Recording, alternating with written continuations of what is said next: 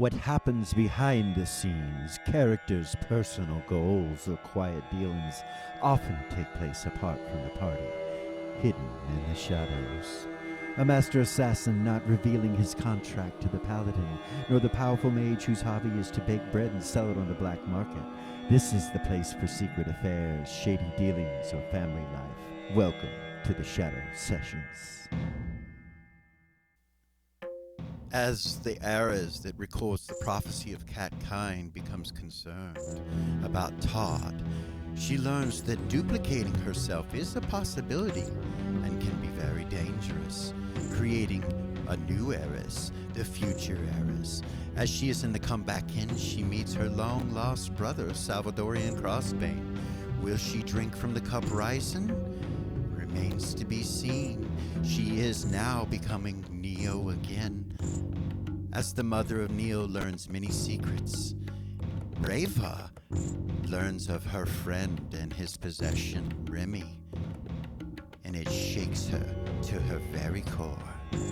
These are the Shadow Sessions.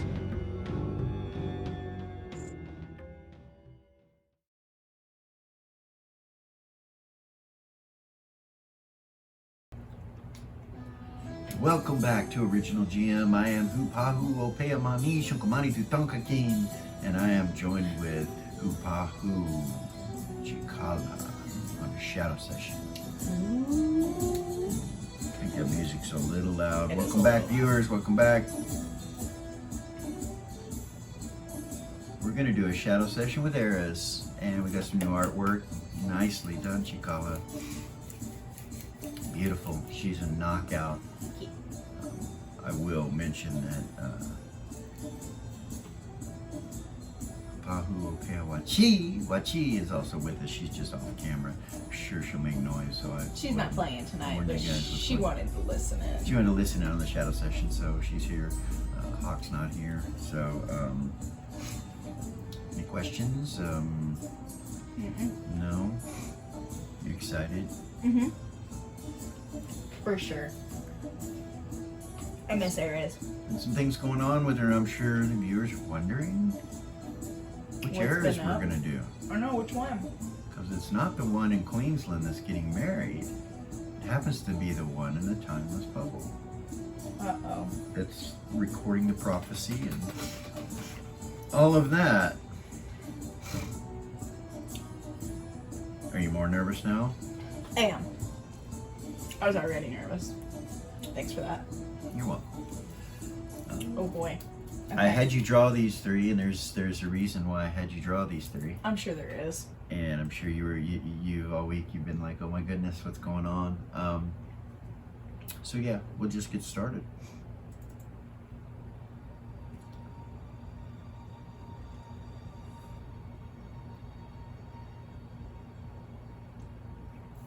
Distant pains beneath the earth agitated the druidic river and elected the fates' attention.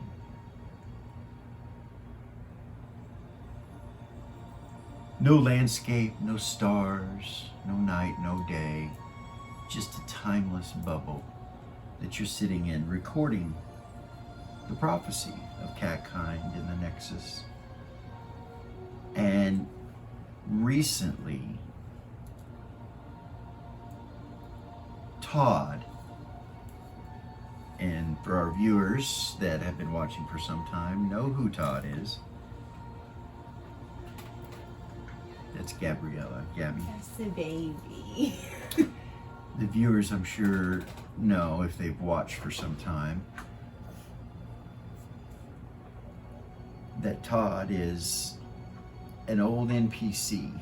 Yes. And he was the only one that Eras could not bring back from the Nexus event. And the reason she was unable to bring him back from the Nexus event is because the Nexus had him. And she had to release a piece of herself in the process. Who outside the game, Eras within the bubble, is quite aware that that piece of herself that she had to release is Doll. Yeah. or a piece of what doll is a piece of you, so to say.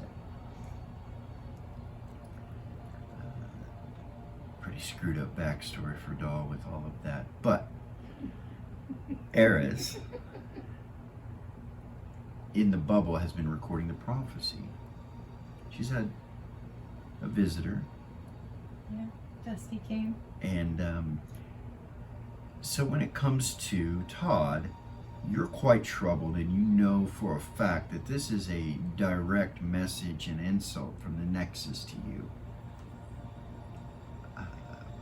Using him to manipulate those on the Prime. And he was used by Mephistopheles, who possessed this Nexus creation of Todd. You're not sure how much of Todd is still left in there, but he was possessed and used against the lower level characters. And you've been watching the lower level characters and recording the prophecy, so you're quite aware of all this having happened. Yeah. And It's a so- direct middle finger. from Yeah, Nexus to yeah. him. So your mind begins to wander on this subject. Okay. As you're recording, you realize you're still recording, but your mind is wandering, and the one that's wandering moves slightly with its head, and you realize you are a separate entity.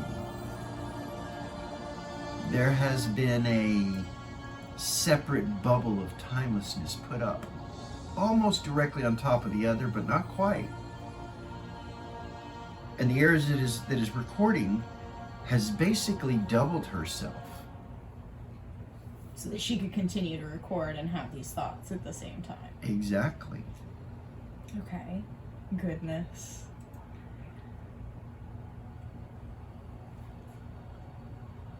So she has multiple arms. Double thoughts.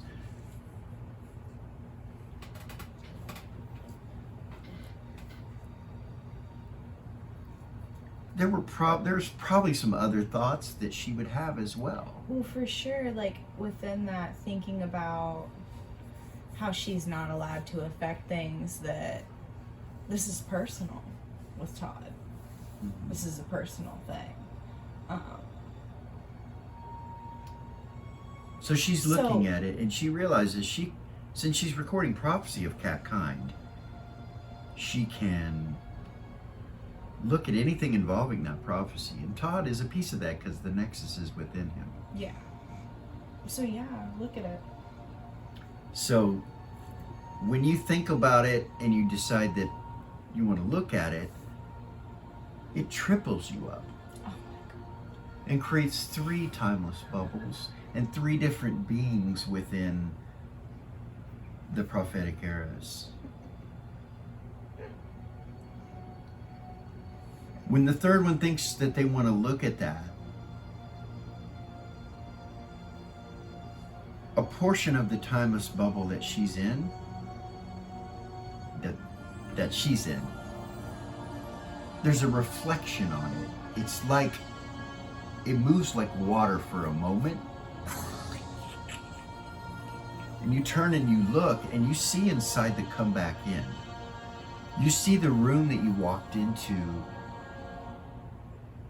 when you first went to the come back in, and you saw what you believe to be Tarnak's pants Yeah, with moving the through uniform. the fire. And then you went into that room and so on and so forth. You see that room. And she's tripled up right now? Huh? She's tripled up right now? She's tripled up right now. And when you see the room, you actually see Tarnak sitting in a chair looking directly at you with a slight smile on his face and a bottle in his hand. She'll walk out. She'll walk into the bubble? Yeah. Okay. Into the come back in. As soon as she walks into the bubble, into the come back in, the other Eris is aware that this is taking place. Okay. The second Eris Okay. that thought about it initially, she's aware that that's happening. And then the other Eris that's in front of her, where there was recording prophecy, is also aware that this is taking place. And just like you can feel the other Eris that's and she can feel you in Queensland, you're feeling these Okay. the same way. Okay. Well, that's a timeless bubble, so technically I'm not going outside my mandate, Technically, yes. right? Correct. Yeah, she'll walk in. You walk through, and it's like going through a portal. And you appear in a room that you recognize that you've been to before. And Tarnak's sitting in a chair there, smiling with his legs crossed. Smile at them. She'll walk across the room up to him. Hey, love. Top of the morning, evening, afternoon, whatever it may be. How fare thee? Better now.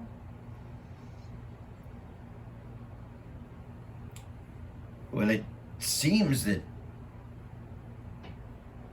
you're really out of time, love. It would seem.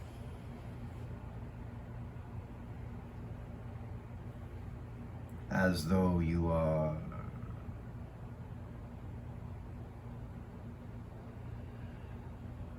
perhaps timeless with one of your own selves.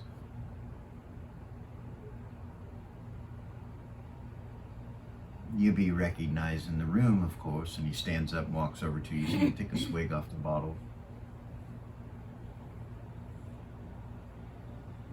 Of course.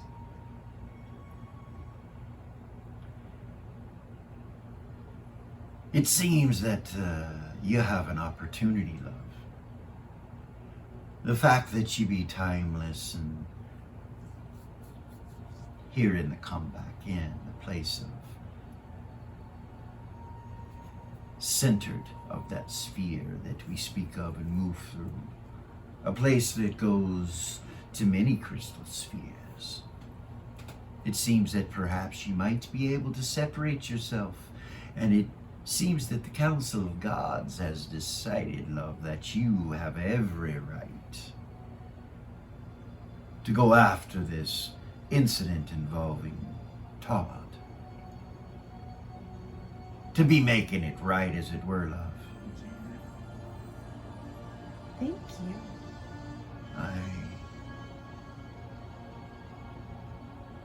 Now, you be touched by fate itself soon, as you always have been.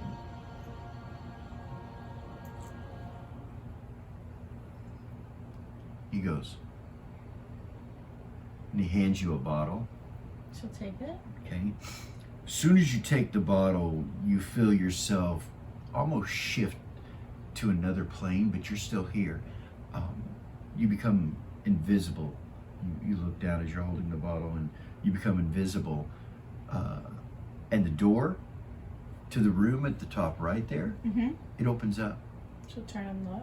You see yourself walk in, searching, like looking. She doesn't seem to see you. She doesn't seem to see Tarnak either.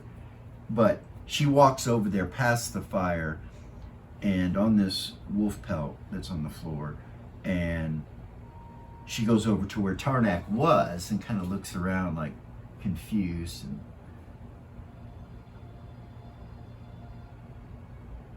she searches around the room a little bit the whole time Tarnak's doing this to you.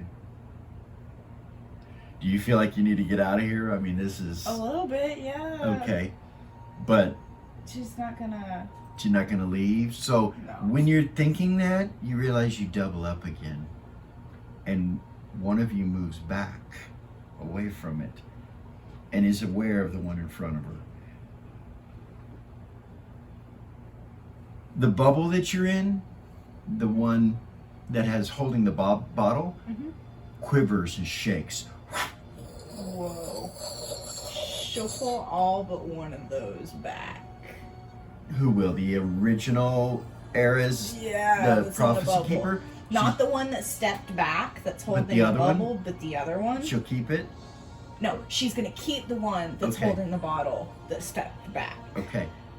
And the rest of those she's gonna... Okay. That And the rest of them you take back to yourself? Yeah. Okay, you can still feel her and you realize you can cancel her at any time. But the other timeless bubbles close when you do that. They're still there, as you know, but they're not currently active. The whole time Tarnak's kind of smiling. You see the other eras, when she pulls those back, she realizes, the eras that's recording prophecy, she realizes you don't have control of pulling back the one that's searching the room right now from the past. She's not connected to you. She looks around the room and she goes over and she starts ruffling up the ashes where the fireplace is. And you see her pull some of the wood out and look around.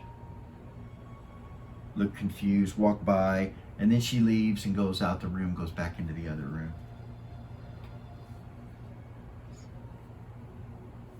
And she moves the wood, basically, is what she does. When she leaves, Tarnak smiles at you and he kind of waves you over towards him. She'll walk up towards him. Okay, so you walk up over where he's at. This blue rug that he's standing on, and the red rugs, all that stuff actually represents your timeless bubbles. Okay. So it's ones that you have used in the past and so on and so forth. If you look in the other room, you did use timeless bubbles in there and they are present. So you walk up to the bubble that he's in and you realize you walk into his timeless bubble when you do so. Okay.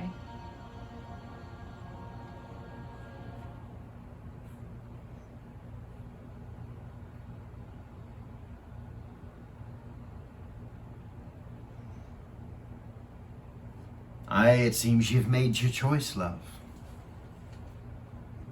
I wish you the best of luck.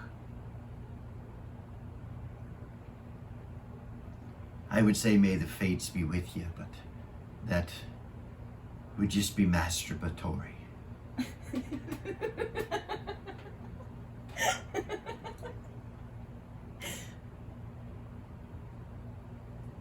Thank you. Over there upon the table in front of the fireplace is where that bottle was. He points over there, right over there. She looks. Okay, you don't see the bottle.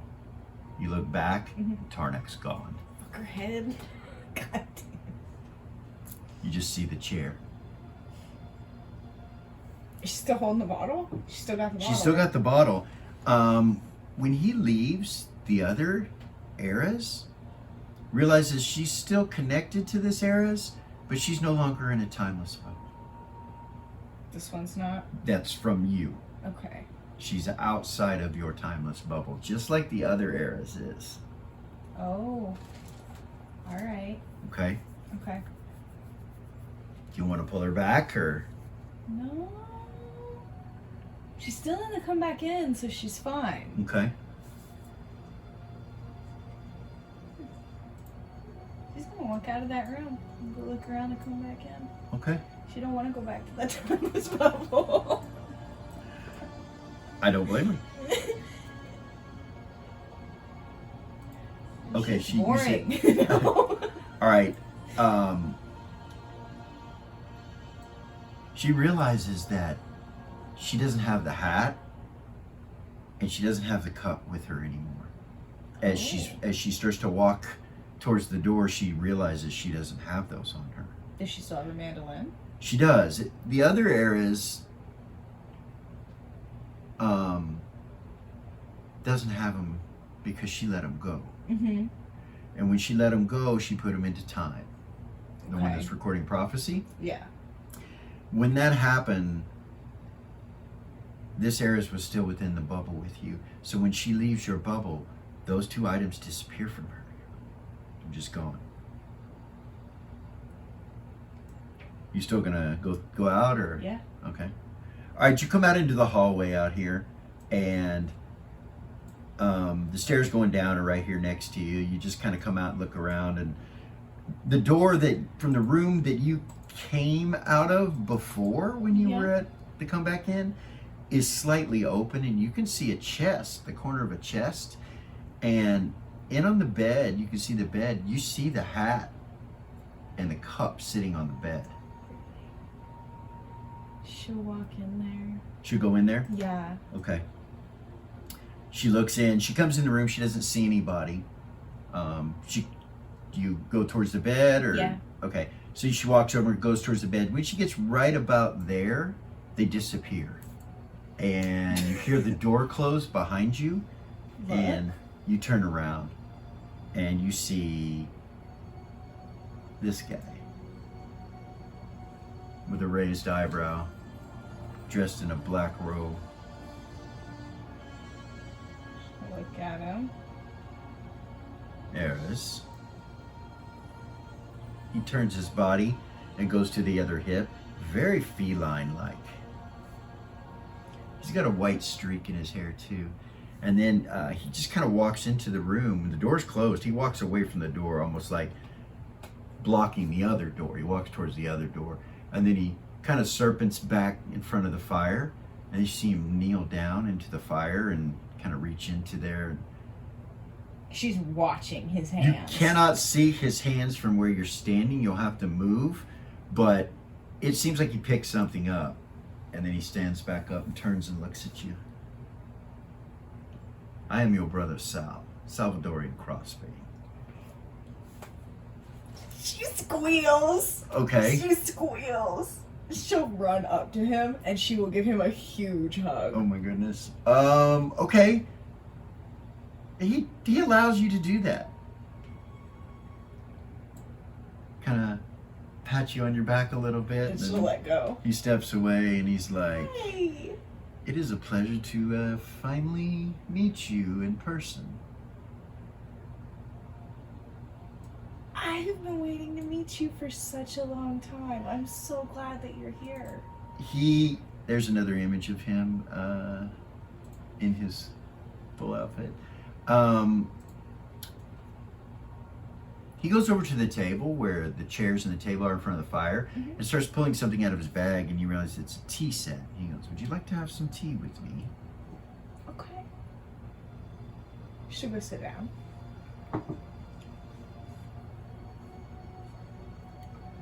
"Welcome to my fine establishment. The Come Back Inn. It's yours? I'm the owner of it." You realize the decor is changed. I don't know if you noticed that, but it's I did. changed. I did and you realize, notice. he says to you, I changed the decor of this location as soon as I arrived to that which I desire it to look. And at that point, you kind of look around the room and you see all these chests around the outside of the room. Odd. You've never seen them before. And he pulls out this bottle and he says, "Before we have tea," and he pours what looks like wine or something. It's a red liquid. It's blood colored, but it's not blood. And it looks like an old bottle of wine. He pours one for you and then pours one for him, and he says, in honor of our bloodline, in honor of us being Panthers, I would like to make a toast. And to our final meeting, my sister, She'll pick it up. to long life." Plain, and he drinks it. Just smell it first. You know, like the thing you're supposed to do. Yeah.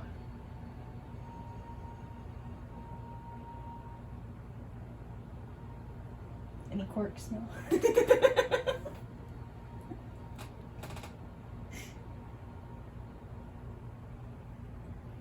You're just doing this just as Eris, right? Yeah. Okay.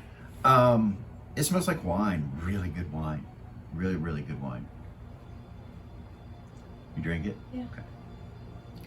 The moment it touches your lips and your tongue and starts going down you realize you have drank something that will forever change your being and person. It's akin to blood magic with runic quantum mage magic. You're not sure exactly what's happening, But you have drank from what is known as the cup of Risen, the cup of the house of Risen. And it empowers you and infuses you with great magics, gifts of unparalleled power, including a 50% magic resistance that is of a greater source. You feel like you are part of a collective now of individuals of the House Rising, like your blood is connected to theirs now. You didn't have veins or blood before, but you feel it course through your every form of being as it's coming. And unlike others, since you don't have any veins or anything like that, it fills you completely. And you realize now that this energy that's coming on to you is too much to take on all at once. I'm not going to tell you everything that happens to you. Okay. Things flood into your mind.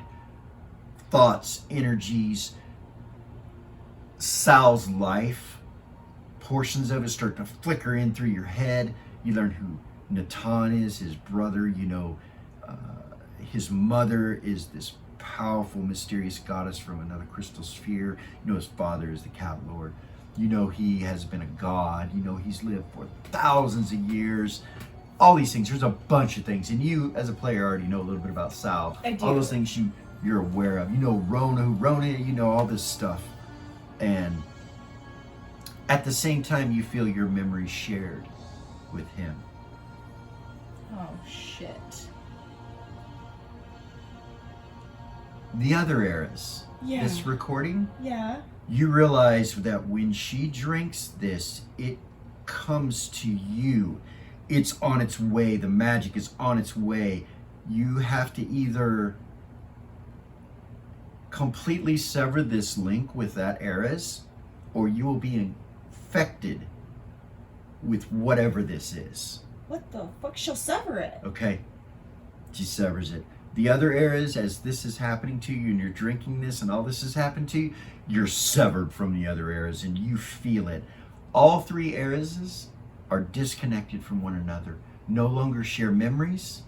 You mean like the one in Queensland? She is Oh, disconnected as well, and she will feel it as she's sitting there with Vay's mother talking about wedding plans. Ah! You're like, ah! And she kind of looks at you funny, and she's like, are you okay? We'll go back to that. Go to the heirs that's doing prophecy. She's released that. So no longer do you guys share memories. And not only do you not share you don't share memories with the Queensland one either. You become disconnected. And you realize it was your doing. That searching throughout this with this Todd thing caused this.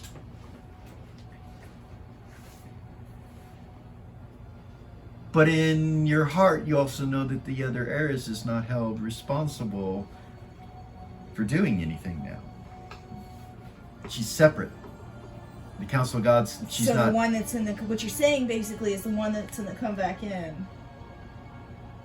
She's Neo, and she's not held by the rules of the Council of Gods. No, because she's not a greater being anymore. She's not recording prophecy. She's just Eras. Now, she's more than just Eras. I'll allow you to change her, alter her shape, or whatever you want to do. We talked. I said if you were going to be, these pictures here. There was another idea that you came up with, but if you want to look like that, you can. So this middle one will be the Eras that you drew. Will be the Eras that is recording the prophecy. And if you notice her hands doubling up, some of her on her chest is done. She's wavering like I asked you to do, so she's in and out of time. There's this Eras on the right is the one that's marrying Vay, that's in Queensland, and the one on the left will be the one that we are currently playing. Okay. All right. Okay. And I can change this token and everything. Okay. But soon as that happens, Sal says, look, this is your best option. You've been imprisoned for very, very, very long. For way too long.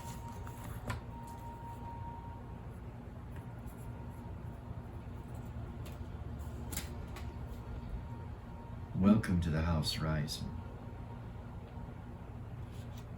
You're overwhelmed. Okay, with energy, I can't. It's hard to talk. You're scared. You feel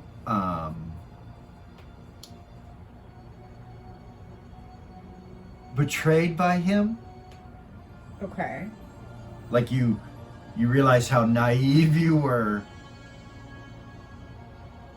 But you also, I don't know, maybe you feel, Well, at the same time, he kind of freed her in a way. yeah, you kind of, and the amount of power that you have is, we'll adjust the things. I'll show you what, I'll Okay. let you know some of your stuff. But you're in the comeback in, so no one knows where you're at right now on top of it all. Like you're free from All of it. all scrying, all of it. I mean, the only thing that might come to your heart right now is that you're separated from Vay and Yeah, the other heirs is with him. that's sad. And That's really sad. Goodness. Goodness. so sorry. Poor baby. I know it's a quick break, but this is a shadow session, so it might be a little longer. So I need to Okay. take a real quick break, All right. and we will be right back.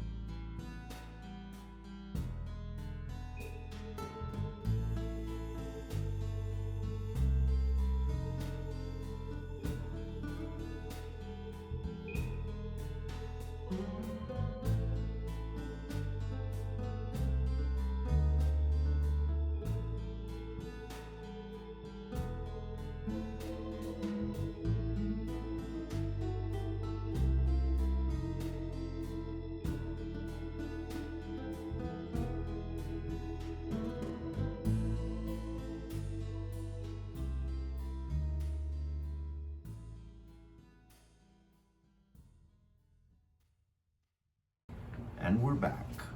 I was looking over there for the camera, but we switched it.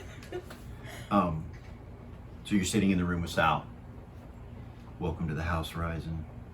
There's your new token. She looks quite a bit different. Goodness. It's gonna be hard to see, but yeah. I can see it. Goodness.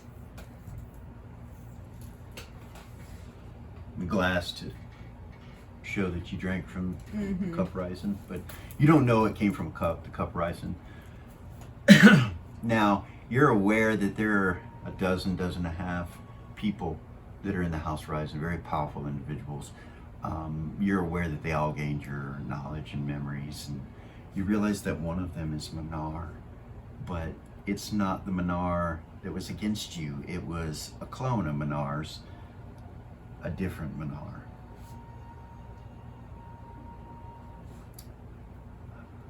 Yeah, Sabra, which is Wachi's OG character,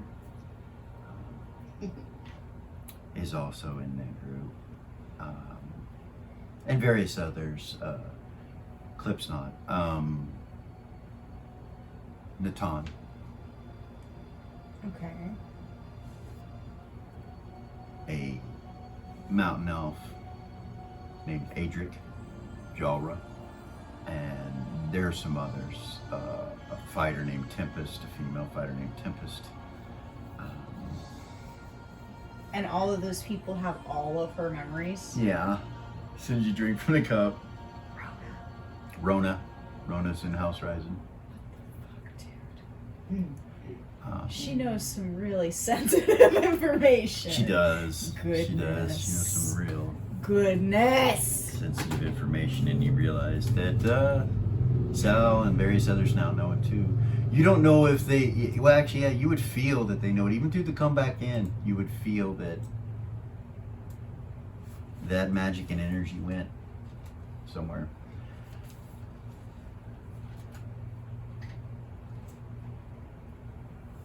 He will reach inside of his bag as you're sitting there trying to collect yourself and from falling over. He hands you this leather-bound book and has a symbol on the front of it that it's Master Rona Mashida, and he's like, the songbook that I thought you might be interested in. Yeah.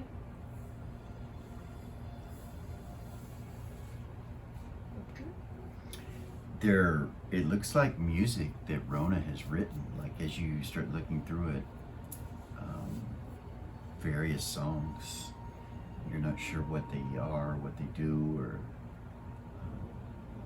but they're magical. Really? Yeah. So would it take, could she learn what they do from taking the time to study it?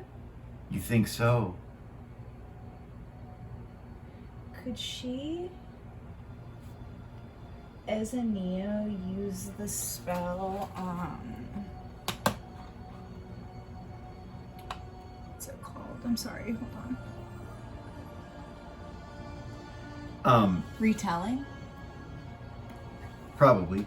As you're thinking that and doing that, he looks at you and he goes, and these chests upon the outer walls, those are your loadouts.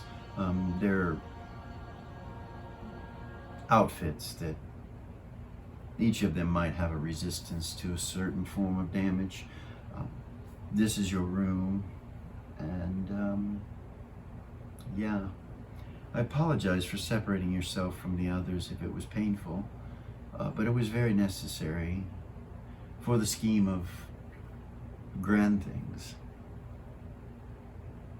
I did not do this lightly. I understand. We are not enemies. No. If you would have told me beforehand what you were doing, she would have pulled me back. Perhaps. No, she would have. Well, she would have had a chance to pull you back nonetheless and decided to sever you. So she agrees, and he smiles. So in a way, I got your consent.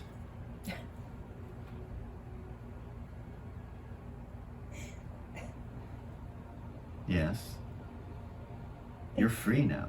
Thank you.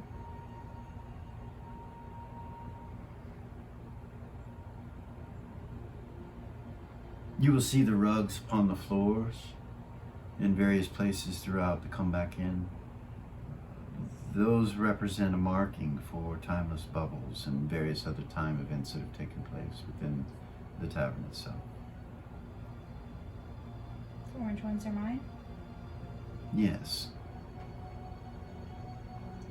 Look around. There are others, but this is for you to learn. I thought it best that you understand that you are now in your past. What do you mean? Since your separation, the effects that took place with Eras as a being, or three different beings, one would be the future Eras. She is the one you came from. The present Eras is in Queensland, and you would be considered in your past. So you will be referred to as the past Eras. And it would seem that your connection with fate has been very strong, past, present, and future being something that is reflecting itself through your actions, such as opening a door to the past and creating a change in all morals and ethics upon the planet, at least the continent of Shill, bringing a god back that was dead. Yeah. You changed fate. I did. And it seems that fate has been your friend since the beginning. Yeah. Your world is in dire need of many things. And when you are done looking at those things and have settled yourself, if that is what you decide to do, we will talk about grander things. Things of multi-crystal sphere environments and events. Your very creation, and he looks at you and you can feel through the blood the memory of your being brought to this world as part of the Nexus. And that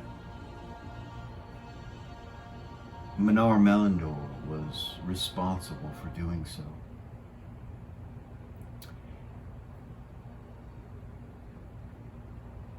You would know that it is an attempt of a grander scheme of capturing crystal spheres, and that there are many clones of this powerful mage, Minar Melindor. And that the very existence of this world and the destruction of one of its sons was because of your, or was the event that allowed you or caused you to come into existence into this world. You and the Nexus brought here from somewhere else. You realize that you and the Nexus are multiple consciousnesses from many different worlds, absorbed and then brought here.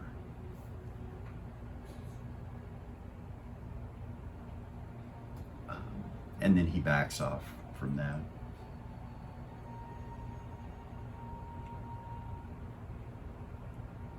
He begins to tell you of himself and of the house and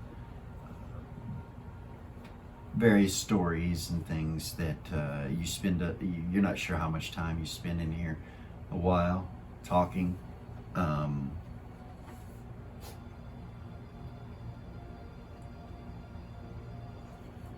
When you're done with this discussion, he just kind of he stands up and he looks at you and he's like, "It has been a great pleasure sitting and talking with you and having tea. You may look through the chests, you may change, you may, whatever it is that you wish to do. Thank you. I'll be in my office if you need anything." Where is that? It's On the bottom floor, in the same location as the Sith, where it was in the Sith. Okay.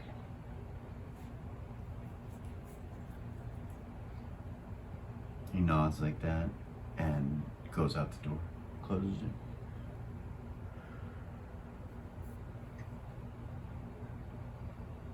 Just gonna go look at those chests. Okay.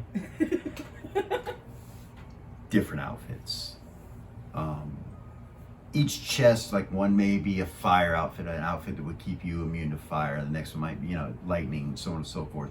There are various types of immunities. There's one off to the side that is labeled miscellaneous, and then there's loadout 1, 2, 3, 4, and 5. This is loadout, Era's loadout 1, 2, 3, 4, and 5. Okay. Should go look at the miscellaneous one. Okay. You open it up and it has various magic items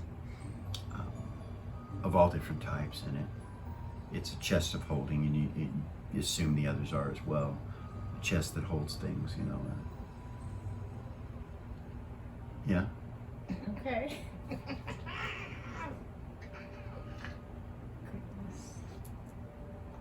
Pretty much anything she can think of, that's non-artifact is in that chest. Should get her clothes changed. Okay, she's gonna change. Yeah. Can I clean herself up? Put makeup on. Okay, to the outfit that I Yeah. told you if Yeah. if Era's was without Vey and dark or whatever, what she looked like, into that outfit. So he's gone. He's not in here anymore.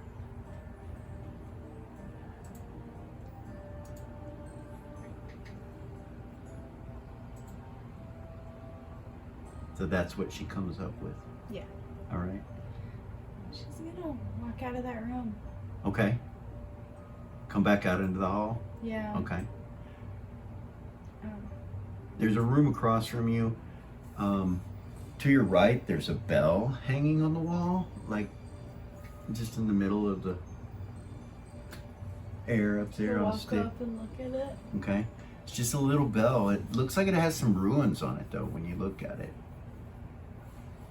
Yeah, it's got a little cord that's down that you could grab and Does she ring. recognize the ruins? No. No, I'm not ringing that. She'll say that out loud. Okay. I know better. All right. Turn around. She's gonna go downstairs, I think. Okay. It's gonna walk downstairs. Yeah. Okay.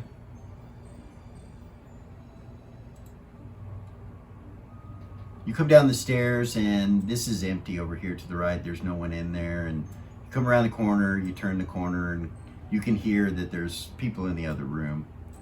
As you come at the end of this carpet, directly in front of you is Grey Razor, the wielder of Grey Razor, the guy that was killed supposedly in Shill. I don't think Eris knows anything about. Yeah, Eris does. She was watching them, so yeah. Sitting right there. He just kind of glances at you and then goes back forward, looks back forward. He doesn't seem to recognize you or something, whatever. There is a pretty bartender. She's gorgeous, standing behind the bar. Okay. Looks a little bit cross between Myra and Rin a little bit, but she's behind the bar. Looks relatively young.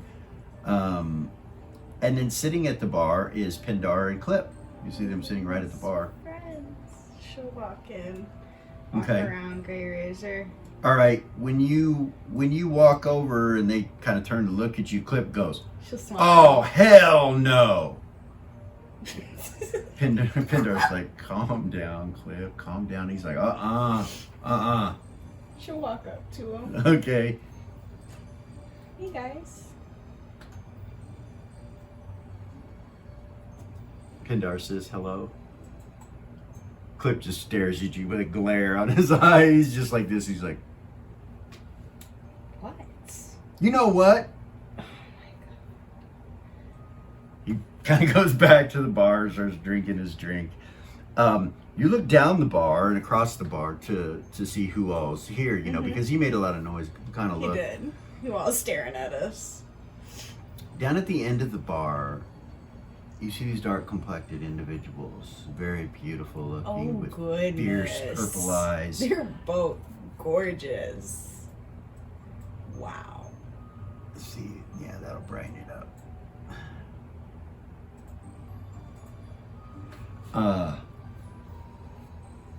They look over at you and they both have a symbol in their chest of a star with a point going up and down that are really long, and the ones on the side are short. They kind of look over at you and then smile. They both smile and then they kind of turn, like they're moving in unison almost. Reminds you of Reva and Vey, the way that they move. And behind them, you see Sal, but he's dressed different. And his hair's blonde.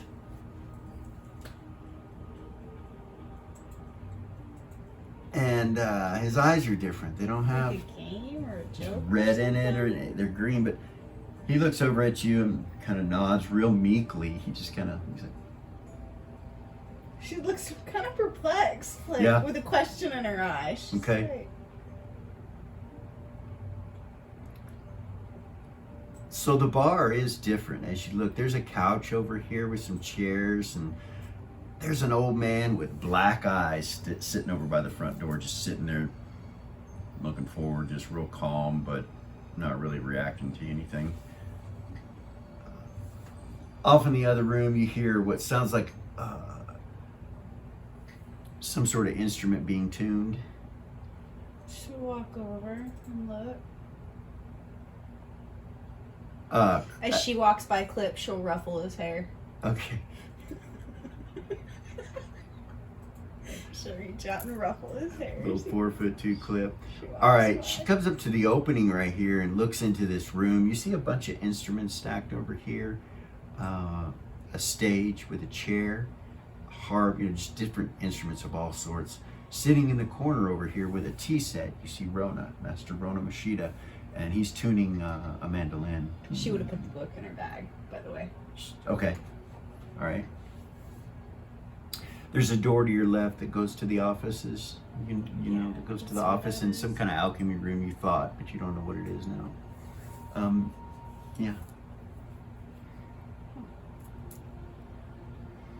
He looks up at you at the door and nods, Smile on.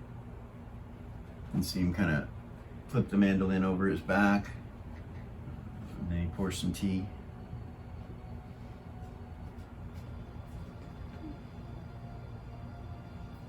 Yeah, Master Rona Mashida.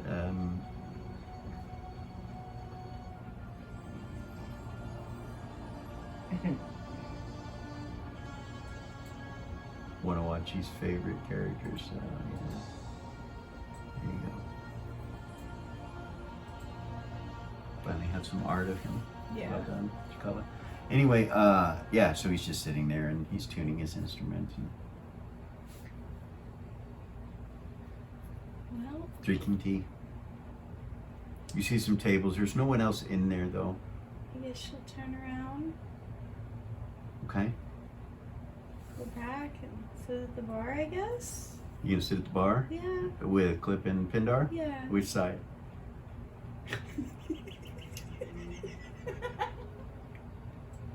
She'll sit over next to Clip. She's rotten. Whatever's up his ass, she's gonna fuck with him. You feel me?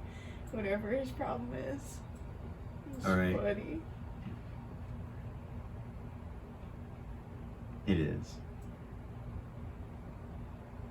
You mad at her about something? It's like he knows you're out of time. You know what it is. Yeah, he knows. That's why So you he's sit so- down and he just kind of looks at you out of the corner of his eye, doesn't look right at you. Halfway looks at you. Pindar's like, "How are you?" I'm okay.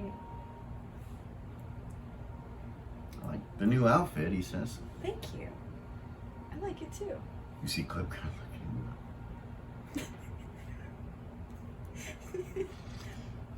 The bartender walks up to you. She goes, "Hi, Hi. I'm the bartender. What can I get you?" Cider in need? Okay. She goes over and starts making it for you.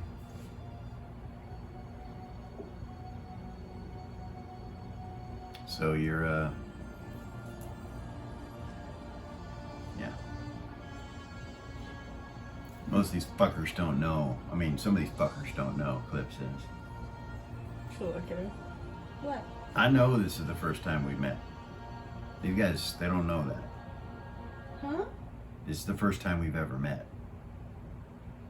What do you mean? How much plainer do I have to say it? I've met you a bajillion times. What are you talking about? Yeah. In the future. Oh! Yeah. She started laughing. The first time we've ever met, he says. He just looks at you. She starts like hysterically laughing. He looks over at Pindar and he goes, Pindar knows, but he only knows because, well, he just knows. Yeah, we don't need to talk about how he knows. But the rest of these people, they probably don't know you. He looks around. And you realize Rona didn't really act like he, you're not sure who, was a time god at one point, but he didn't seem to really even recognize you. Gray Razor for sure did not recognize you. No, he didn't. She would look at him and say, so what's up with Sal? What? She'll say, she'll look at him and she'll say, what's up with Sal? And she'll kind of... He looks down and he's like, oh, that's not Sal. That's his brother, Locutus. Oh! That's Locutus Lore. Really? Yeah.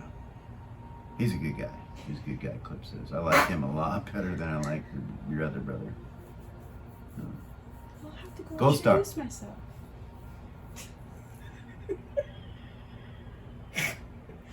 Blessings of Gold Star to you. I'll have to go introduce myself. Oh, okay. Yeah. She'll wait till the bartender comes back with a drink. Okay, she will. She'll come back with her drink. With your drink, and she goes, that's 10 gold. Okay. She takes it. What gold do you give her? From where? Not silver, gold. Yeah. Yeah. It would have been gold that she made. Okay. It would have been gold that she made. She kind of raises her eyebrow and looks at it and is like, takes it. She'll grab a drink. She'll walk down to the end of the bar Okay. and sit in that seat. Kind of face towards Locutus. Between them, That's Clip. oh, I got the wrong one. Got the wrong one. Oh.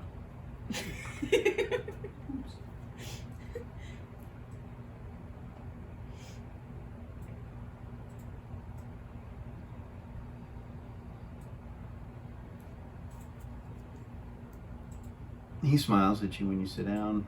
Hi. Is he House Rising? No. No? I'm Aries. Hi, Aris.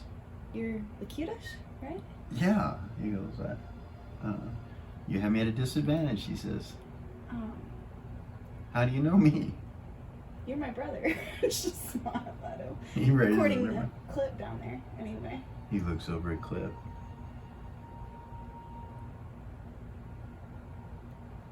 That's strange. He said you're Sal's brother, right? Oh, was that what he said? Yeah. Well, Well, Sal's my brother. I was a clone. He looks over at you. I'm kind of a clone too, so that's interesting. I'm kind of Sal. I am him, but I'm not. I'm Locutus. I'm the good brother. He smiles at you, just kind of giggles. Oh, This are real you now? uncharacteristic giggle. He's like, yeah. Can I get you something? A drink or something? You seem to already have one, but you know. Thanks for introducing yourself. I guess we're Yeah. brother, sister, kinda, if that's Kinda. the case, but I'm kind of a clone too, so nice to meet you. pretty He interesting. holds out his hand, shakes your hand. Just turn towards the bar. Take Okay. a drink over drink. All right. So, where are you from? What? I mean, how are we related? I mean, what's the story here? What? That's a long story. Yeah. Let's see, Well, where do we I- seem to be in the place where there's where plenty do of I time. start? Well, let's start at who's your father? Well, I mean, or mother. How are we related So exactly? I don't have a mother, but I was made or saved through Glustinian and his magic. Oh. And brought into cat kind. Yeah. Oh. But I'm not cat kind anymore. So. Oh. Well. It's kind of a long story. I'll tell you about it. She'll Okay. kind of just start, she'll start backward and kind of go, or she'll start where they are now and Okay. kind of go back. Okay. Just tell them like little He details. he here and there. listens and roll an observation. Oh boy. Yes, she made it. Nice. She got some new dice. That was a good roll. The lady next to you could very well be listening to this conversation as you start to tell it. You realize. She kind of glanced at her. Is she listening? She's looking straight forward Mm-hmm. when you glance at her, and She like, you know. You know what I'm talking about? Like, you're gonna say she like this. Because this is a pretty crazy story and be hard to keep a straight face, you know. she says, Lady Seraphina Nightshade, I don't mean to listen in on your conversation, but we are actually pretty close to one another. We are. Yes, yeah. Eldrick Stormrider, my brother. And he goes, pleasure to meet you. Looks forward. We write their names down. E. Eldrick, E-A-L-D-R-I-C. Stormrider. Okay. And Lady Seraphina. Yeah, Lady Seraphina Nightshade. She'll say, nice to meet you guys.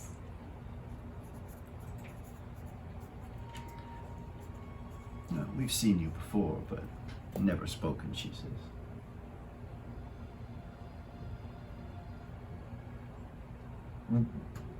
We are from Queensland, Princess. Oh! We Oh. we run the Starlight Oh, in the name of Gold Star, she says. okay. Blessings of Gold Star. Just Blessings of Gold smile Star at to 'em. you as well. When you look over, Clip's sitting on the other side of them now, away from Pendar. Oh, goodness. When he sits down, they kind of turn and look at Clip, and Clip's like, "So, I'm Clip." And they're like, oh, and they each start introducing themselves to Clip. And there sits talk- on the maid clip mad. Talking to Clip, and you see that he's getting their attention. It seems to be away from you. Nice. She kind of turns back to you, but she sees that you're facing Locutus and semi-facing Locutus and trying to have a conversation with you. Got you. So he says in your head, Locutus says, do you have telepathy? Mm-hmm. All right, well, let's just speak like that. She'll start talking to him in his head. Okay. All right. She'll just kind of tell him her story, you know? All right. Go You start talking, and you back and finish forth, you know? finish your drink. Your constitution's pretty good.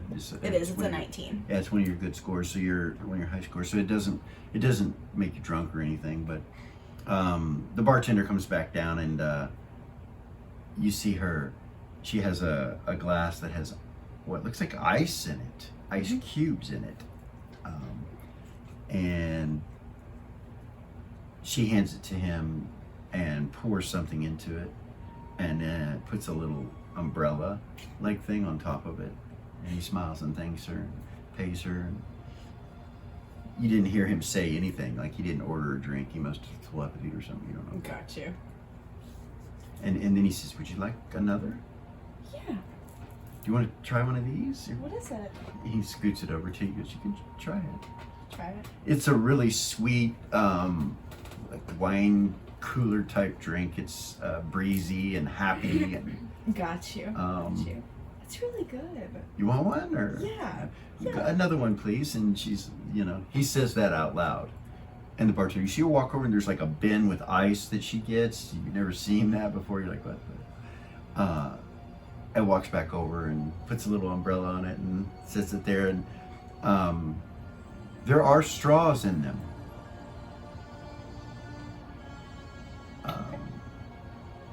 They seem to be made of some sort of paper or something, you're not sure, but not like your metal one. No.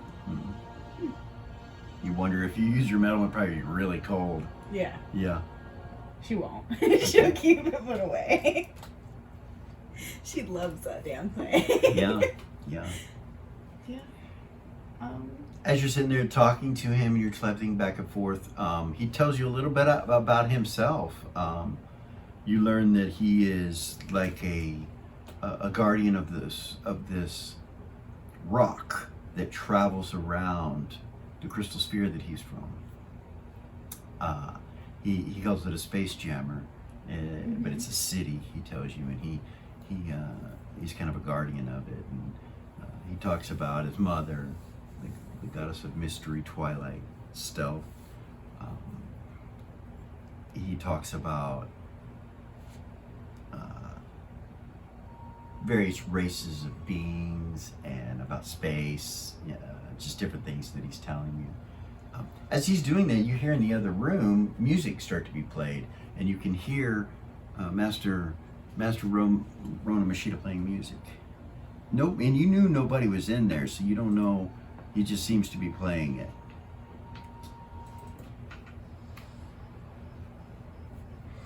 And as he does, it sounds like multiple instruments, and there's these sounds coming out of his instrument. And you hear bugs. She'll lean and kind of look around the corner. He's just looking down at the instrument, just like in some kind of trance, and you can look around him and you see these fireflies kind of floating around him. And his instrument, you recognize it. It's yours. It's the same as yours, and they're identical in nature. And yeah, that's what's going on with him. But he doesn't look up at you. He's just got his head down. He's into whatever he's doing. Lakita just kind of smiles. He's like, would you like to maybe go in there? Yeah, I've wanted to hear Rona play for so long. He picks up your drink, and he's like, come on. She'll go with him. All right.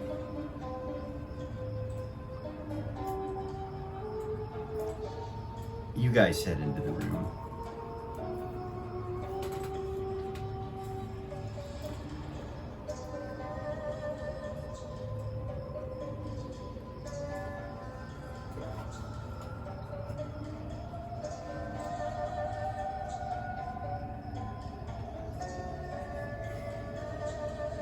He sits you guys down right there. Okay. She'll listen to Rona's music. She's wanted to hear Rona play for a long time.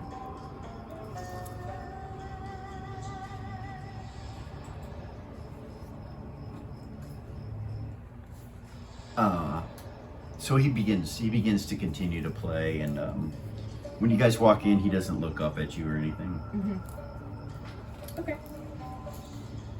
It's real calm, and Lacutus just starts continuing to introduce himself and tell you about him and everything, and listening to whatever you say about yourself. He asks you questions about yourself. He's real gentlemanly and slightly geeky. He laughs every once in a while and is really goofy. When you're with him, you realize you've been with Vay, so you're like, this is the kind of guy that might take alpha male classes. You're not sure. He doesn't seem to be near as confident or as Sal. Like, it's a dichotomy. Got you. So he's like the opposite of Sal, is what you're telling me. Seems like it. Okay. He seems real peaceful, real calm. He doesn't seem to be concerned about anything.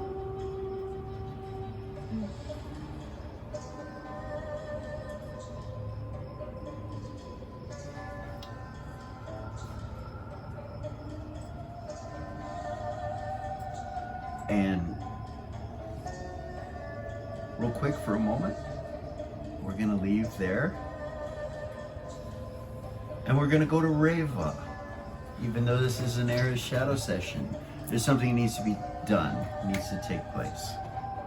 I didn't think you were gonna let me go to her. Reva wanted to try to go to Remy She and did. talk to Remy, so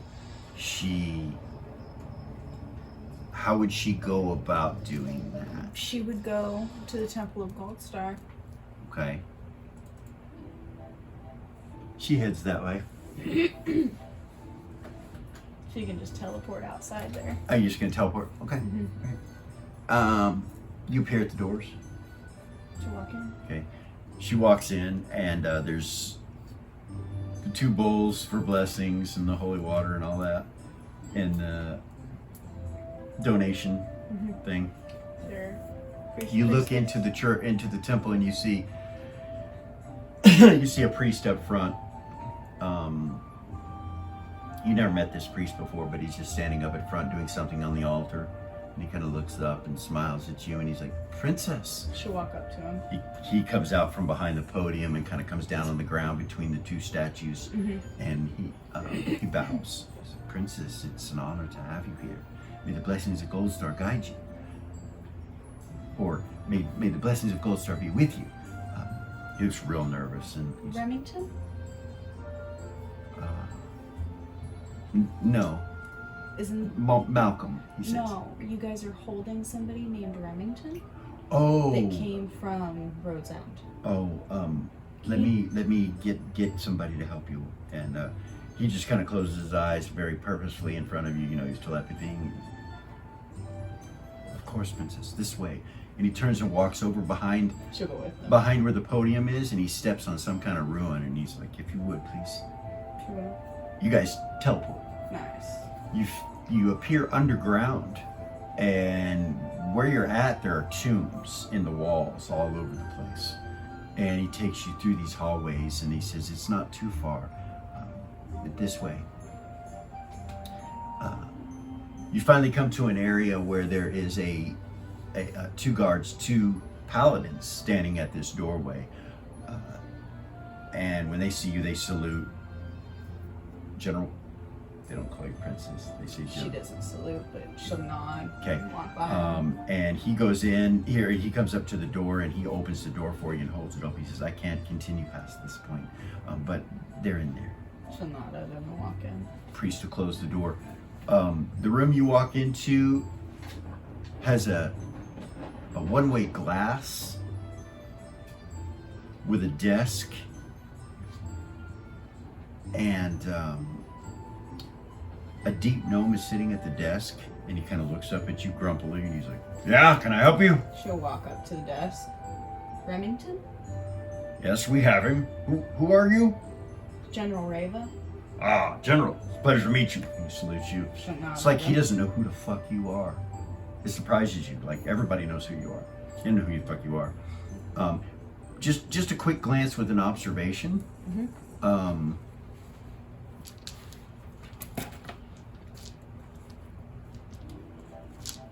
Dude, I don't even remember what that is for her. Goodness. See what happens? That's right. Yes. This guy lives in this room. You can see a cot over in the corner, and as you're standing over by him right now, there's a smell like he hasn't bathed in a while, and you can see that there's some food particles, and this guy lives here, it looks like. Goodness. And there's a door that's heavily magicked. You can see in front of him, in front of the desk, and he has keys on his hip. And he says, "What can I do for you, General?" I need to see Remington. "Very well. Is he still possessed? Well, he's a I have not been able to have any interaction with him. We're supposed to leave him alone. There's only one person By whose order? that deals with him. Frederico, His Holiness. Frederico is the one who deals with him? Well, that's who's been dealing with him, and he's Is he down here? Yes, he's in there right now, General. Take me to him. In there. Yeah. Are you sure, General? Or I can go by myself if you don't want to even just tell me where they are. Very well. Yeah. It'll She's be, like judging him heavily. it'll be in you there, and know? then you take a left, and you go all the way to the back. Okay. He walks over and pulls out the keys and unlocks this door.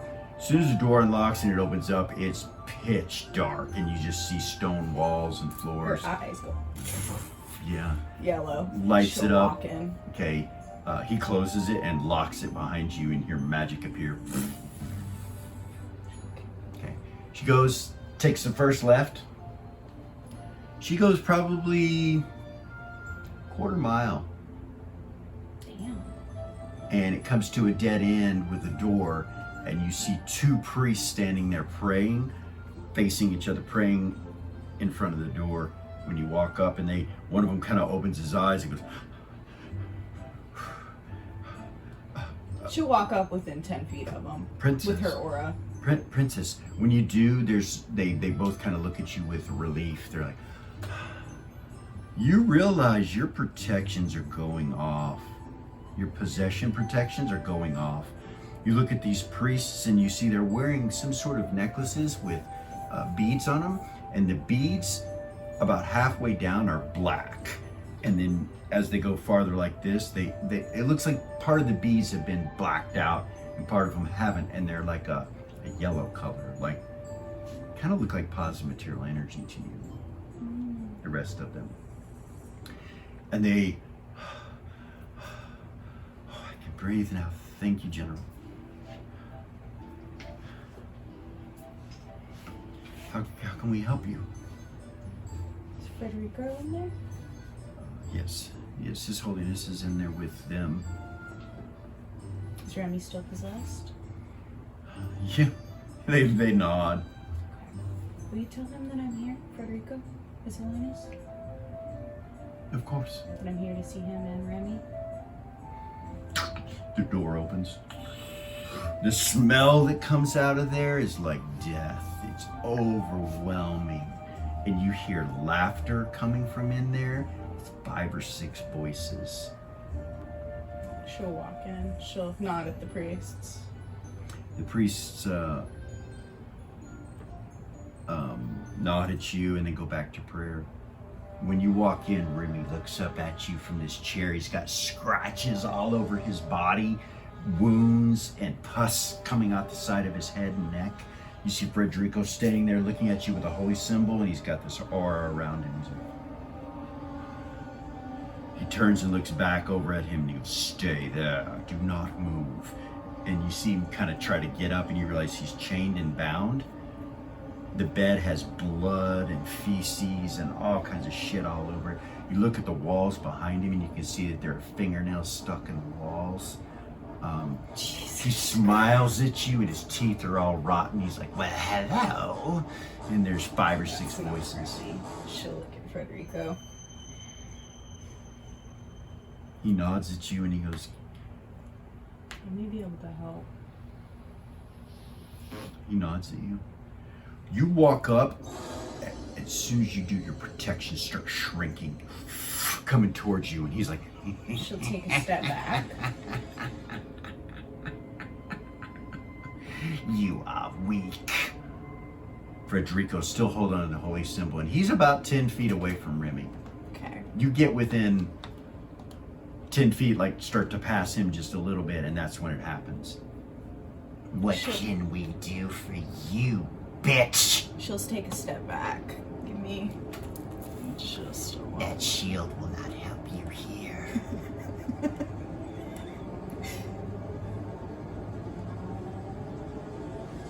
I should have had this up. I apologize. Did it hurt when you learned you had no mother? That you were forsaken?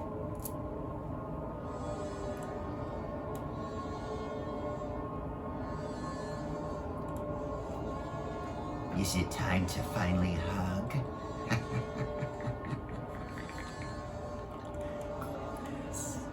Perhaps a kiss. I know you always liked us. Comes up off the bed, and the chains go real tight. Federico's holy symbol starts to glow, and you see the chains start to bend. He's like, "Come to She'll me." use choke. Okay. Physical discipline. All right. Roll 20.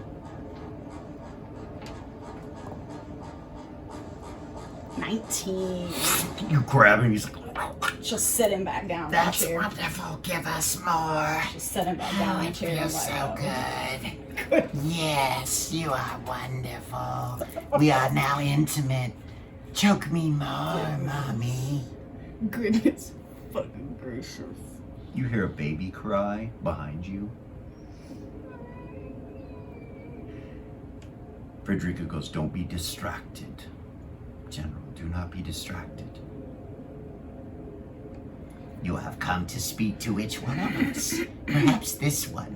You see him slam back down onto the cot, and you see Remy. He's like, Reva, help! Help! He starts choking. You see his tongue start to come out of his mouth. You see Frederico start to pray in the name of Gold Star. Be gone, be gone. And then it releases him, and he's like, Perhaps this is what you want. Shall we kill him over and over again? Or shall we take him to the edge just for you? you see his head go all the way around one time, and you see him just like Remy's eyes appear, and he's like, he hits the cot dead. You see Frederico walks forward, starts praying, and reaches out and touches him.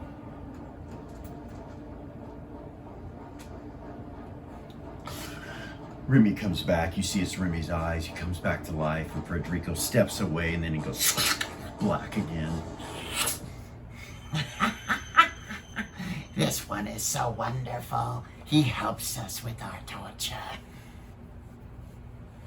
Why are you here, little one? I have a message for you. Asmodeus says he will destroy the rest of your shield and eat your body from your asshole out. He comes for you and your friends. You have already given the city to him. There are thousands being tortured in your name. Please, try to help this world more so we can destroy that which you have built. You will never succeed and win in your endeavors, the great Reva. So Nothing but a little girl. she's gonna try to use unseen sight Okay. and go towards Remy with it. She doesn't have to get outside, so she can do it as many feet as she is per level. Mm-hmm. Unseen sight, and she's gonna go towards Remy with it. Okay. She does. It doesn't seem to affect anything. Like, you can do it. It Okay. doesn't seem to be Can aware she of it. feel the things inside of him with it?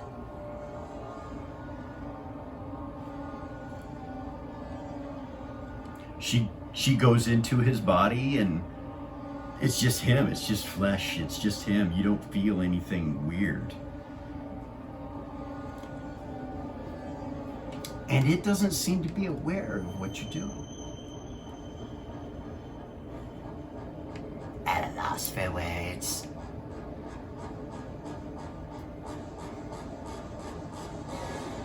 Perhaps a cat has your tongue. It seems to have everything else in this city.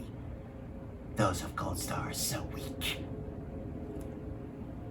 Demons infest your city. Devils are infesting Shill. Gold Star will not succeed.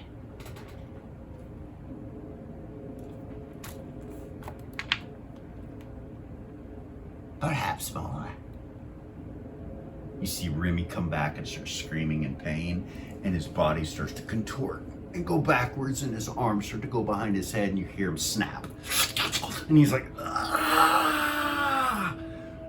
You see Frederico walk up and start praying, and his holy symbol starts to glow more, and he reaches up and touches him again and heals him. And Remy's like, he looks over at Frederico like, thank you, but he's like, and then just turns and looks back. More bones to break. Let us go. We will feast on the marrow of this one. You see him just bite into his own arm now. Start ripping flesh from it. Frederico says, go back. And he steps up to him and puts the holy symbol on his head, and you see Remy go out, like to sleep, onto the cot. I suggest we leave this room to discuss things. At that point, you hear a baby cry in the corner again. She won't look. You guys go out, close the door behind. My heart is beating. The smell is so bad. You're standing there and it's overwhelming. Frederico starts to walk away and takes these two with him, these two priests with him. And as you leave, you feel your barrier protection. It's tickling it as you leave, like the darkness is pushing you, going with you. It's not pushing you, it's going with you. Goodness. As you leave the room and leave the hallway. You come all the way out, and Frederico takes you into the next room where the gnome is. He comes, and when you guys get to the door opens, like the gnome knows you're coming, and you guys come in, and he closes the door. Two priests put their hands on their legs and kneel down, and one of them starts crying, and the other one's like trying to breathe, and Frederico kind of pats both of them. He's like, you did well. You may return back to the temple and send in the next ones. And they go, as you wish, your holiness. And they leave. The gnome's like, Smell so bad. Frederico looks at you and he goes, She'll go with him. he walks out and you start going into the crypts. And we're going to take a break right there. Oh my god. We oh will my be god. right back.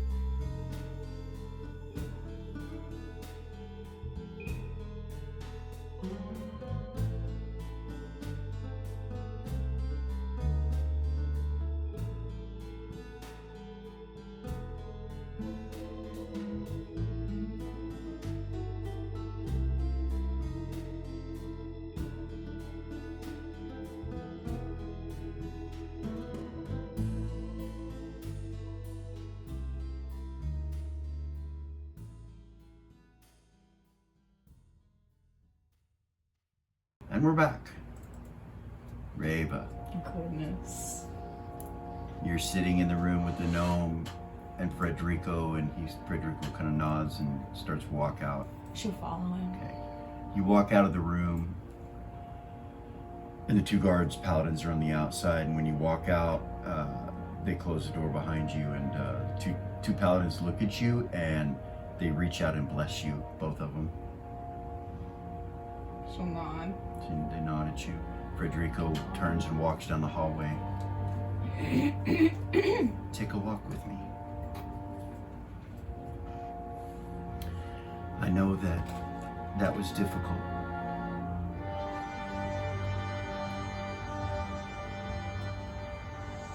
Seeing friends in that state can be very difficult for one's spirit. If there's anything I can do to relieve those feelings from you, I'm here to help. He continues to walk. She'll walk with him. Why? Why is he like that? Why is it so bad?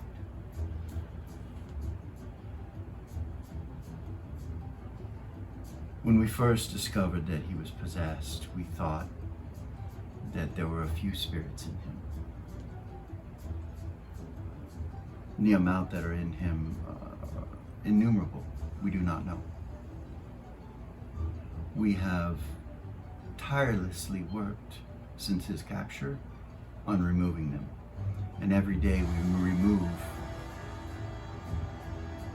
close to 100.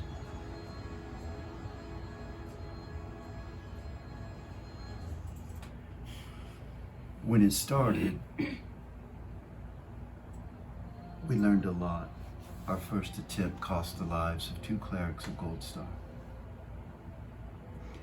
We have learned that they may stay at the door a maximum of 4 hours in prayer before they become so weak that they are overtaken.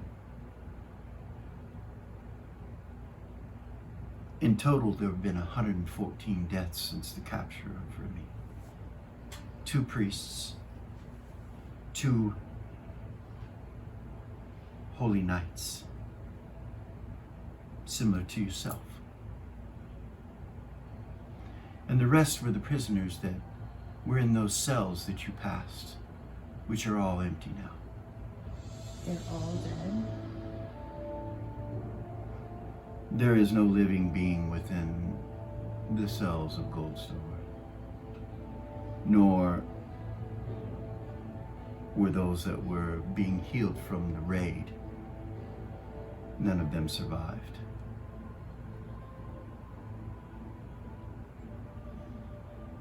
No one is allowed down here except for those that have the protections that are needed to at least keep them alive for a certain amount of time. The gnome seems to be immune to the effects. Why? We do not know. That's suspicious. We are looking into it. He is a true military man and has no possession or obsession of any sort. He fixates on things, and we think that is something to do with his ability to ignore it. Even Goldstar does not know the reason why that this gnome is immune to it. His name is Sergeant Ild, and it was discovered by an accident, actually. Now, the church actually ran out of soul-storing devices in the last few days. We are retrieving more, but they are in need, because these spirits, that is how we store them once we remove them. Mm-hmm. We did start to store them together until we found out that that had an effect as well. There's a portion of the temple that was defiled, and we've been unable to fix it. It is very hush-hush and quiet. It's not something that I thought the monarch would want to know. We try not to bother you and your mother and father, brother, with these sort of things. I And so will, much has happened with the council. I will do everything that I can to help with this situation. I can tell you that it's from the wound in his heart. It's as if it is siphoning demons or devils into him. Could she feel the wound when she used her unseen sight on him? She didn't focus in on that. Okay. It's siphoning what from him? It's as if it's as if it's a portal for spirits to come into you.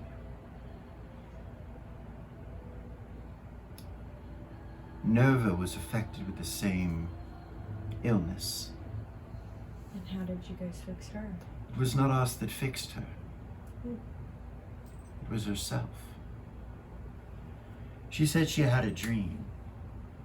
And it was after this dream, we thought she was lying. She was in custody just as he is. But she had a dream and was somehow able to call upon a goddess of beauty and love and be healed from it. Of sorts. She still has the disease that comes with this. But it is as if the portal was closed when she dedicated herself to the goddess Aphrodite. The wound is still upon her heart. One other thing we have discovered is that the shape of the wound is the same shape of Mirabilia's lava. If you were to look at Mirabilia from above, there would be a symbol that the lava would create. It is the same symbol that is on their hearts. We believe that to cure them completely would require The closing of that portal. the closing of the portal within Mirabilia.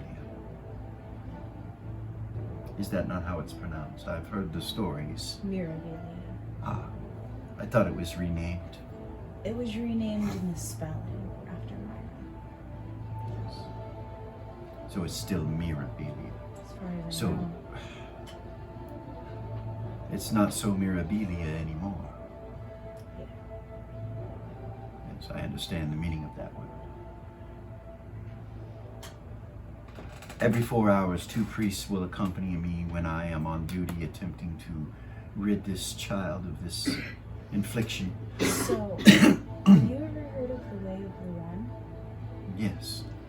He was unaware, they were unaware that I was using it. You were using it. I was unaware as well. I don't know if that helps, but it's something they're unaware of. Perhaps the gymnasium of the way. I think Might I have might some go speak answers. with Nerva. And I can go speak with the gymnasium or one of your priests. We have spoken with Nerva. She has given us every bit of information she could possibly have. And the only thing that helped was the fact that she dedicated to Aphrodite. It seemed to close whatever was in her. She still is sick, though, and we cannot heal her. I have done everything I can to restore her to her normal self. It seems that 10-15 minutes of activity weakens her to the point that she must sleep for at least 8 hours. She will never be the same until she is cured. She is merely a shadow of what she once was.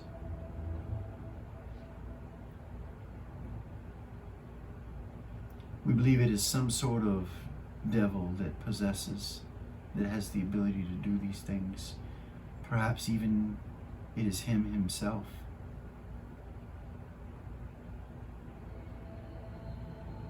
Why Remy and Nerva?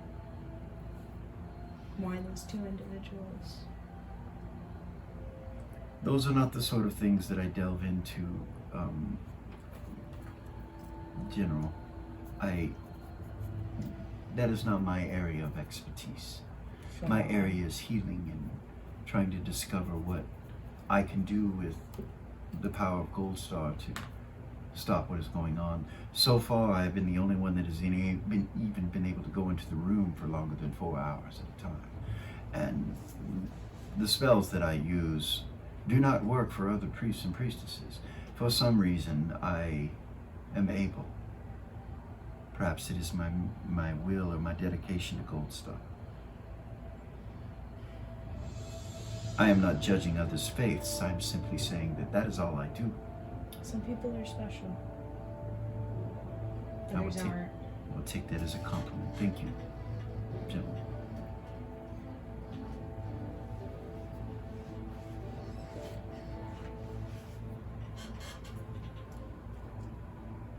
How is the wound caused? Do you know?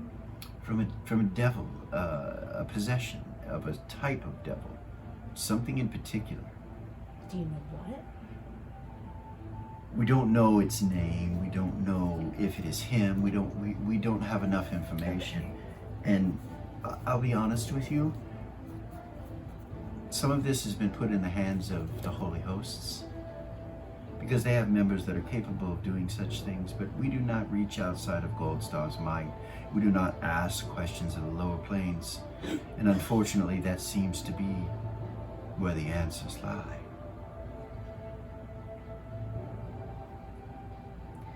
Maybe I'll go look into it.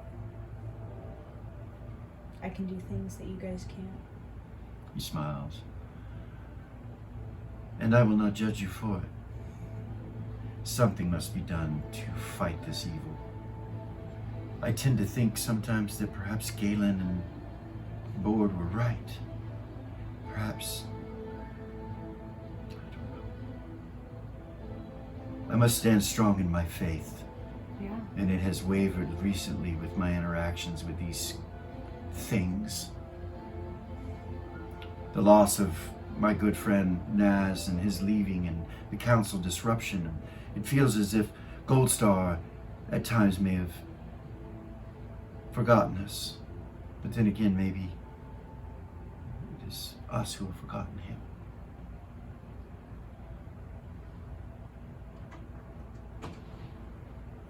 I think that while he was away, a lot of things took place that he probably wouldn't have been happy with. So maybe this is his way of restoring things.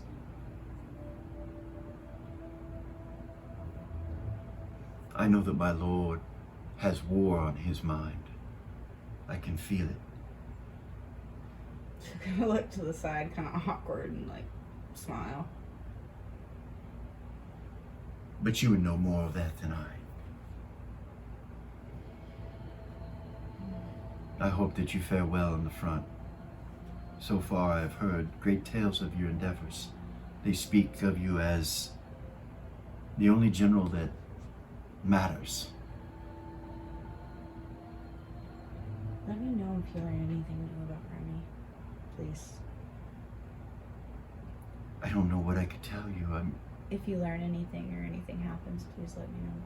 And if I discover anything, I will do the same. We have learned that certain spells will keep it at bay, but those spells only work from a distance. He has control of all of the prison area.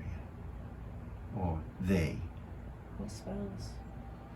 Specific spells that require ceremonies that create sanctified ground. More sanctified ground than just a normal sanctification. More like a double sanctification. But it must be done at the borders of a large area.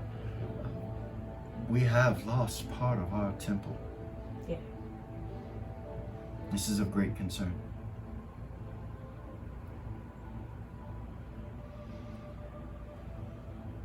We accept all the help that the Crown will give. And once again, I'm sorry about your friend. Thank you. No, you guys have walked down the hall and turned already and come towards the area where the stairs are. And he's like, if you don't mind, I must sustain myself. I need food and drink and water and some sleep. So I'm mad at him. Before he leaves, she's gonna 6th sense him. Okay. Mental discipline, Roll. 6th sense. She don't trust nobody. Right now, no. Right now. And he's the one working on Remy, so.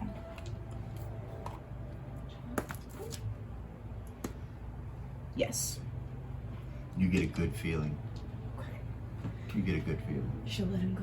Okay. She'll turn around and walk out. All right. We're gonna leave from Raven. Oh, you're not gonna let me fucking do anything with that. We're gonna go back to Ares. Okay. We never really left to come back in on the map, but We didn't. It's okay. It's all good. You listen to Rona play. Oh my god, make me switch from that into Eris. Jesus. You see the fireflies kind of disappear. And, there's a music that just kind of appears out of nowhere, and he gets up from the chair, and but music is still playing. He sets his mandolin on the She goes, stage. The cutest does too. He claps, and you see Master Rona kind of look at you all, and he bows real deeply. He says, "Thank you, thank you." That's, and he tells you the name of whatever it was. she'll note it in her head. You realize it might be in the book. Yeah, You're not she's sure. gonna note that in her head. The name of it was what he just played was called The World of Illusion. Okay. He goes over and sits back down at his chair, and Lakita smiles. He's like, evidently he's still playing. Time. Yeah. So, it's been great getting to know you, sister. You too. I didn't know why I came today. I was just kind of had the feeling I needed a drink, and this was a beautiful pleasure. If you ever need anything, just call on me. I suppose he kind of stands up and he's like, I suppose we're supposed to hug now. She'll hug him. He gives you a hug kind of awkwardly. She's never awkward, so her hug's not Yeah, awkward. yeah, She kind of tries yeah. to fix it, you know. Yeah, it does, and you hug, and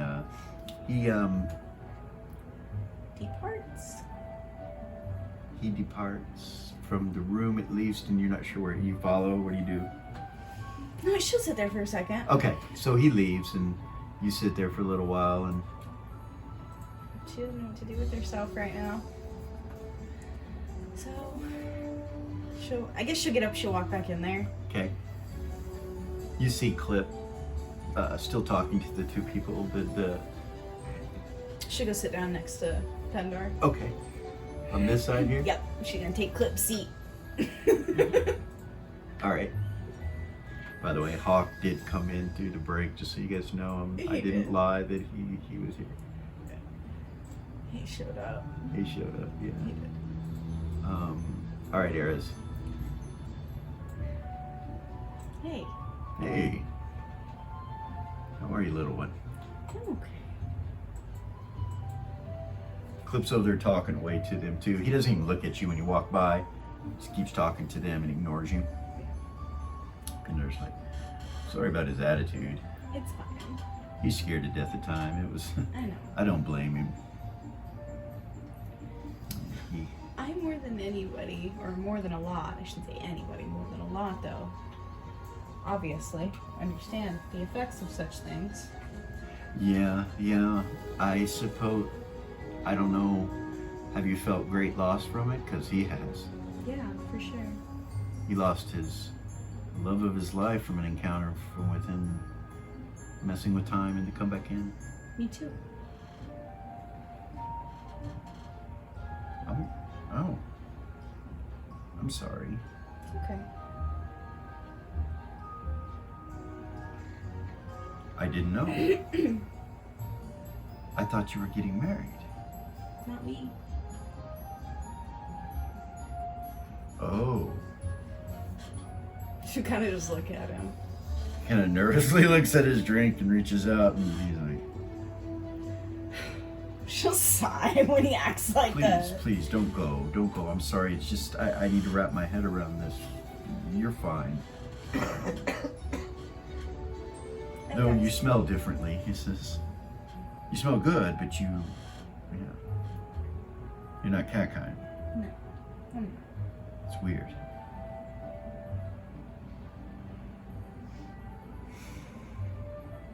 I don't know what's going on, but I guess I don't need to know. I was here just to hang out with Clip. He had an idea, something about something. What? It's not my place. Does it have to do with Todd? Who? Todd? Oh no. No? Haven't heard that. Anything I could help with? Smile. Come back in, you hear, and you look over at the door and you see the guy with the black eyes, the old man over by the front door. He's got his hand out, he's got the door handle in his hand. And he's letting somebody in, and you look over and you see Minar. He's thank you. Everybody in the room kind of gets on edge and looks that direction. Pendar's like, fuck. And he kind of floats in. Turns, looks at you, and then Pendar, and you realize because you're with Pendar, he kind of goes away from you and doesn't keep his eyes on you. Almost like, oh, fucking paladin kind of look, you know what I mean? Like, and Pendar just kind of turns back around and goes to his drink. She will too. He floats over to the end of the bar on the right side where Grey Razor's sitting and sits down. Grey Razor looks at him out of the corner of his eye, and Minar looks at the bartender and goes, because she looks over at him like, do you need something? He's like, and then you see him turn, kind of face Grey Razor.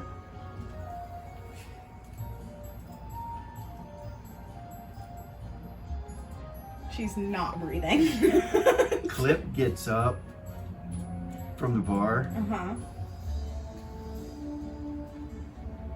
and comes back over and sits next to you.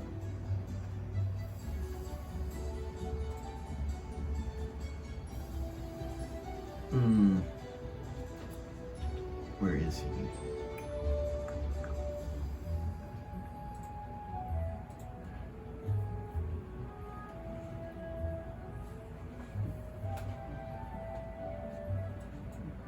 That's not the full body image, but that'll work.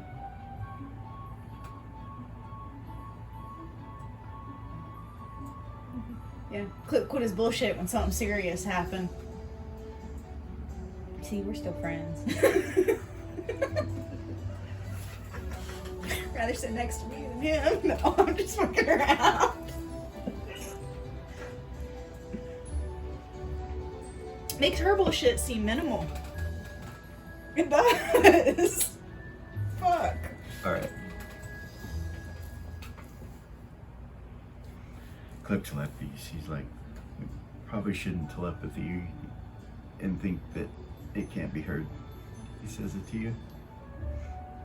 She'll nod.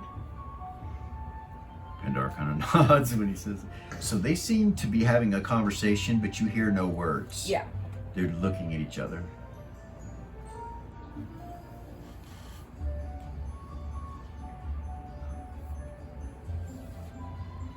Room's real quiet.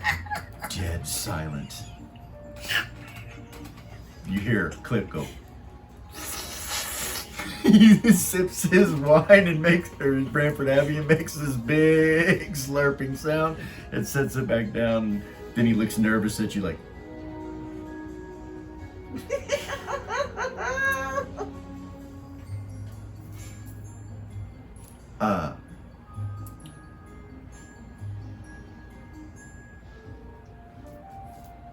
you see Menard just kind of turn his head forward like this and shake his head like this, and then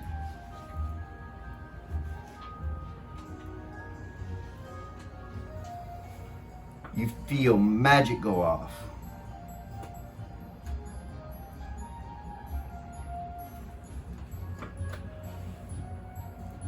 I gotta put the grid on. Give me just a second. Shit. Really? Do I need to get ready for combat? Is that what's going on? That depends on what you do. I don't want to fight Minar. Exactly.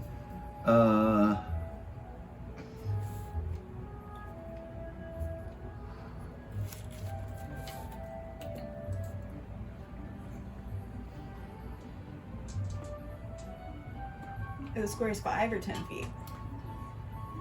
5. You see Grey Racer reduced to a pile of organs and flesh. It's as if his body instantly turns inside out. Everything from the inside comes to the outside, and everything from the outside goes to the inside.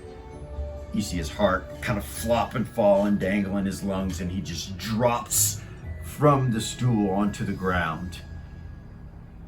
The the bartender, same thing. You just in front of you see her just turn to a pile of goo.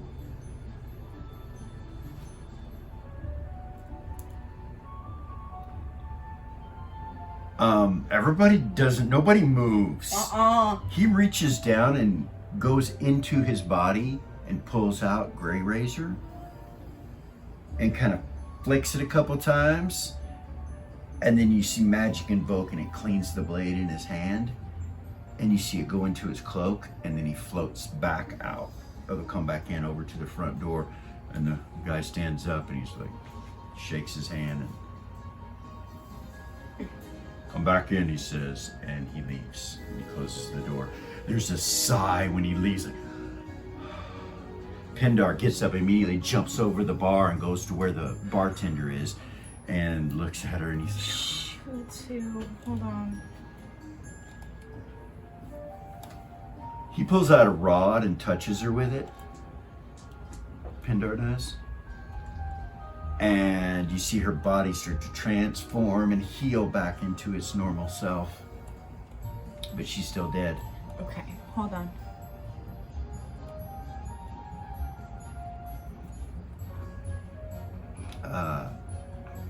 He hits her with a rod again and will bring her back to life if she makes her will. She does. She comes back to life. He immediately leaves from her. He's like, you'll be okay. And she doesn't even really look panicked. She kind of looks like a little bit angry. He jumps back over the bar, goes over to where Grey Razor was and reaches down and starts doing the same thing with a rod. You doing anything?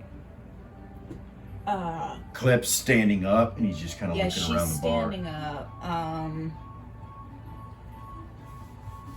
These two,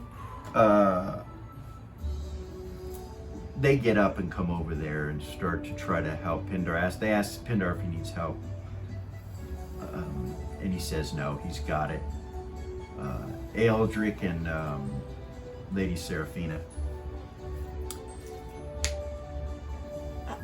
And like I told you before, they have, and when he says no, they'll go back to sit down.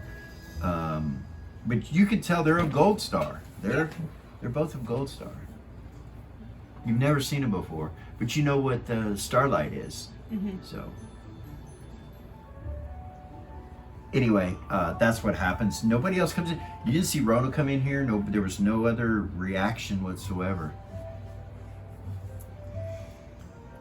She'll look at Clip and go, That's good knowledge to have. Wonder what he wants that for. yeah. What?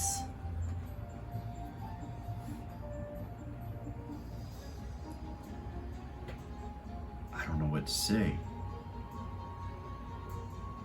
And with that, we're gonna stop this evening. It was a great shadow session. Why do I hate you? Why do you I don't hate hate you. me? I love you. I love you too. Hope you enjoyed yourself. I had a great time. I know you wanted me to go back to Reba, but It's okay. It's okay. time is out. It's alright. We'll do something I'll later survive. on.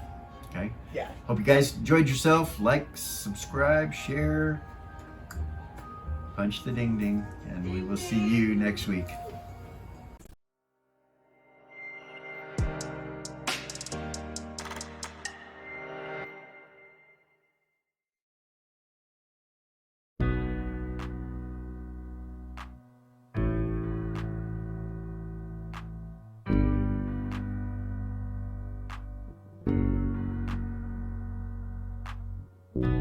There's a gift inside your God's granted me, a vision of the way to change reality.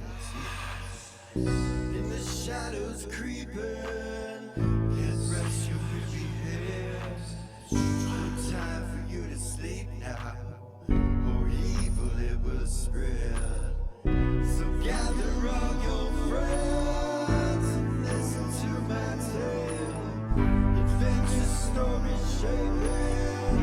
Magic and the veil, dragons, devils, demons, and creatures that have failed, and heroes of the north. Just please don't be scared. The heroes are the monsters to the enemy. It all depends upon the way that you perceive. Original GM, we're here to set you free. Come join in the adventure. Who you wanna be? Who you wanna be? We are heroes.